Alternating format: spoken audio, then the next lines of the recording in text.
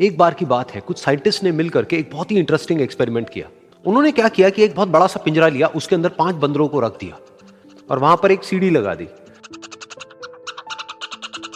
उस सीढ़ी के टॉप पर कुछ केले रख दी। फिर उन साइंटिस्ट ने क्या किया कि जैसे ही कोई भी बंदर उस सीढ़ी पर चढ़ता केलों तक पहुंचने के लिए, तो ऊपर से ठंडे पानी की बारिश करने लग जाते।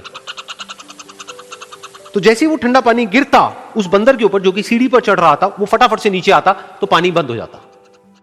फिर दोबारा से कोई और बंदर उस सीढ़ी पर चढ़ता उन केलों तक पहुंचने के लिए, दोबारा से यही होता। दोबारा से ऊपर से ठंडे पानी की बारिश होती, वो बंदर जैसे ही नीचे आता दोबारा से बारिश बंद हो जाती। तो बंदरों ने इसका मतलब यह निकाला कि जैसे ही कोई भी सीढ़ी पर चढ़ता है तो ऊपर से ठंडा पानी गिरता है। फिर उसके बाद में जैसे ही कोई भी बंदर उस सीढ़ी पर चढ़ने की कोशिश भी करता तो बाकी के बंदर सब इकट्ठे होकर के उसको पकड़ते, उसको मारते, उसको पीटते और उसको नीचे गिरा देते। फिर दोबारा कोई कोशिश करता, दोबारा उसके साथ भी ऐसा ही होता। फिर उन साइंटिस्ट ने क्या किया कि उन 5 बंदरों में से एक बंदर को उस पिंजरे में से निकाला और उसकी जगह एक नए बंदर को उस पिंजरे के अंदर डाल दिया। अब उस बंदर को नहीं पता था कि यहां पर क्या खेल चल रहा है।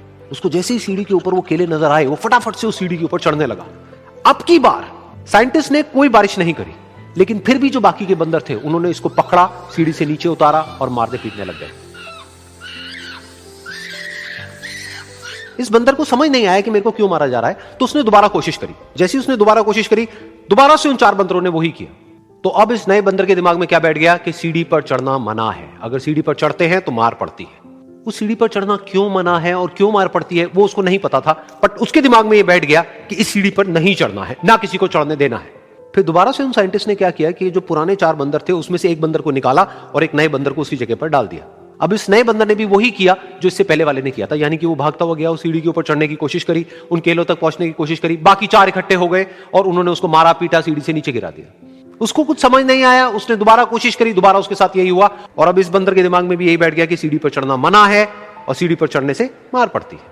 फिर साइंटिस्ट ने एक एक करके जो पुराने 3 बंदर बचे हुए थे उसमें से भी एक एक करके उन बंदरों को निकाला और उनकी जगह पर 3 नए बंदर आ गए।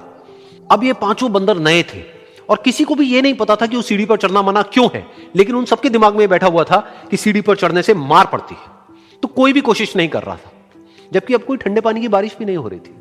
वो चाहते तो आराम से उस सीढ़ी पर चढ़ते, केले तोड़ते और आपस में बांट करके खा लेते। बिल्कुल ऐसा ही हम लोगों के साथ भी होता है, यानी कि इंसानों के साथ भी होता है। हजारों साल पहले कोई प्रथा बनी होती है, कोई रीति रिवाज होता है जिसके पीछे कोई ना कोई वजह होती है, लेकिन वो वजह खत्म होने के बाद भी वो प्रथा चलती रहती है, वो रीति रिवाज चलते ही रहते हैं। किसी में इतनी हिम्मत नहीं होती है ये पूछने की कि हम क्या कर रहे हैं, क्यों कर रहे हैं। बस सबको ये पता होता है कि ऐसा ही होता है।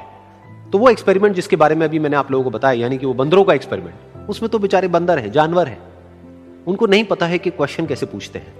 लेकिन अगर हम इंसान होने के बावजूद भी क्वेश्चन ना करें तो हमारे में और जानवरों में क्या फर्क है, सोचिए।